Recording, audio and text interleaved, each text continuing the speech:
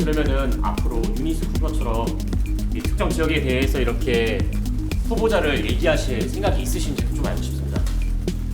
공천이 확정되기 전까지 제가 판사처럼 가만히 있어야 된다고요?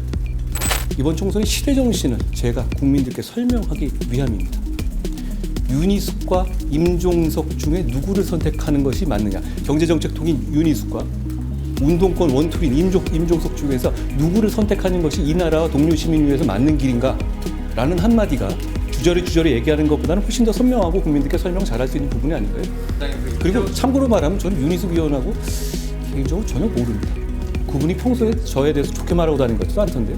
우리가 이기기 위한 선거를 치르는 과정에서 당대표로서 제가 여러 가지 그런 의견들도 충분히 감수하면서 가겠다는 말씀을 드립니다.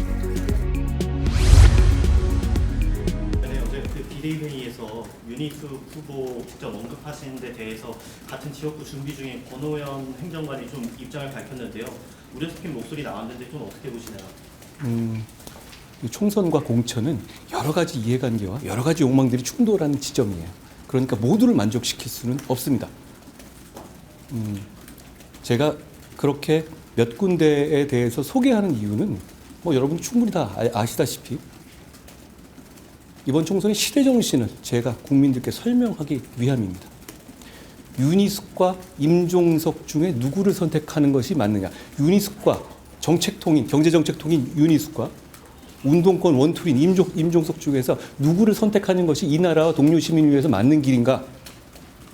라는 한마디가 제가 이게 운동권의 과거 어떻게 했고 뭐가 이렇게 주저리 얘기하는 것보다는 훨씬 더 선명하고 국민들께 설명 잘할 수 있는 부분이 아닌가요? 저는 국민의힘의 대표로서 이번 총선에서의 시대 정신이 무엇이라는 점, 그리고 우리가 보는 관점이 무엇이라는 점을 잘 설명할 임무가 있는 것이고, 그러기 위해서 가장 효율적인 방법을 앞으로도 계속 생각하고 실천할 겁니다. 그리고 참고로 말하면 저는 윤희숙 의원하고 개인적으로 전혀 모릅니다. 그분이 평소에 저에 대해서 좋게 말하고 다니는 것도 않던데요. 그렇지만 중요한 것은 국민들이 보시기에 우리 이번 총선을 통한 해서 우리 정치가 나아갈 길을 저는 그 구도가 선명하게 보여준다고 생각합니다. 그렇다고 해서 제가 그분을 공천한다고 얘기하거나 어떤 공천에 관여해서 어떤 밀어준다는 취지를 말씀드리는 건 아니죠. 다만 그런 경쟁자들 입장에서 그런 불안감이라든가 그런 우려를 말씀하실 수도 있다고 생각해요. 그런 부분에 대해서도 저도 충분히 무슨 말인지 알겠어요.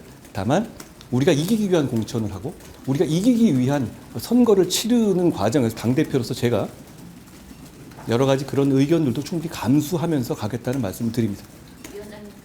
위원장님 혹시 그러면은 앞으로 유니스 후보처럼 이 특정 지역에 대해서 이렇게 후보자를 얘기하실 생각이 있으신지 좀 알고 싶습니다. 저는 국민의힘의 당대표 역할을 맡고 있죠. 우리가 승리하기 위한 범위 내에서 제가 우리의 어떤 지향이라든가 시대 정신을 말할 수 있는 후보를 얘기하고 소개하는 게 안 되는 겁니까? 그렇지 않습니다. 제가 그렇다고 해서 그분을 반드시 공천하겠다고 말하는 것도 전혀 아니고요. 그러니까 그 점을 이해해 주시기 바랍니다. 그러면 공천이 확정되기 전까지 제가 판사처럼 가만히 있어야 된다고요? 그런 정치는 국민에 대해서 설명을 드리는 역할을 배제하는 것이잖아요. 그리고 과거에 그러지 않았습니까? 그럼 민주당은 그러지 않을 겁니까? 저는 그렇게 생각하지는 않습니다. 다만 아까 말씀드린 것처럼 그런 식의 우려를 가지신 분들의 마음도 제가 감수하겠다라는 말씀을 드립니다.